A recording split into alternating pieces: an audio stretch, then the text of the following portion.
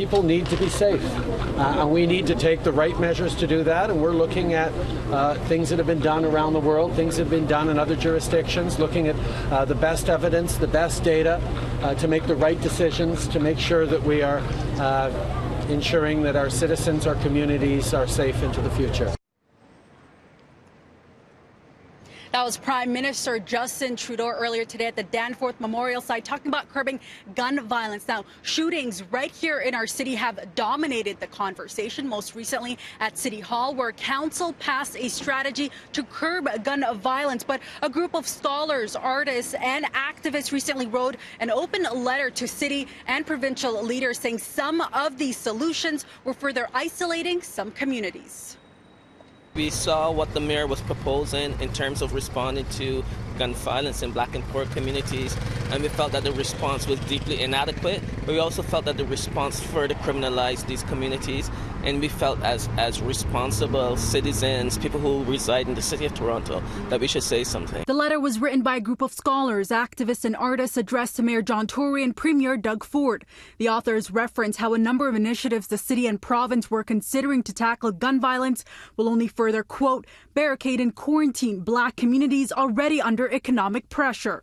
On Tuesday, City Council voted in favor of a number of these measures, including 40 new CCTV cameras and audio detection technology that alerts police to sounds of gunshots and the hiring of additional police officers. The authors say when dealing with the city's black communities, there's a history of hard and deadly policing measures. The approaches are also approaches that are rooted in the attempt to put a band-aid over a set of problems that are deeper and call for more sustained change and more sustained investment in people and communities. Right now, 200 police have been put around the streets of Toronto. What do you think about that?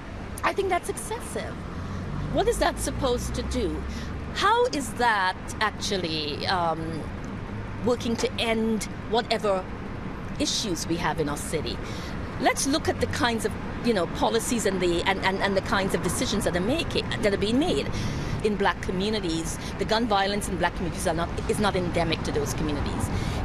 What's taking place in terms of what is understood as gun violence is really a result of the desperation of these communities, the neglect of these communities, the fostering of violence against those communities, as opposed to recognizing that these communities, like any community, require to be sustainable. The city will also be pushing the federal government to ban the sale of handguns and introduce tougher screenings. The mayor has also announced additional measures to address the root of gun violence that will look at adding additional community resources and social service supports. A spokesperson from the mayor's office says in a statement, Mayor Tory has been clear in all his remarks that violence in any part of our city is unacceptable, and he has put forward specific actions to combat violence and address root causes of violence through community investments. Around $30 million in community investments were approved by council last week, and the mayor will be relentlessly advocating for the federal government to make these investments. Black advocates are also concerned about the return of TAVIS, an intense community program that was initially introduced to address Toronto's gun problem. At one point during the election, it was supported by Doug Ford, but critics said it only led to carding and racial profiling in communities. We also have the evidence right here in the city that since 2005 that TAVIS has not worked, and that TAVIS has actually produced more harm in poor and black communities than good. What's the solution here? Well, the solution is certainly the solution is to ensure that we are focusing on creating and putting money into more social, economic, health, mental health, social health, as opposed to using this money for state ammunition.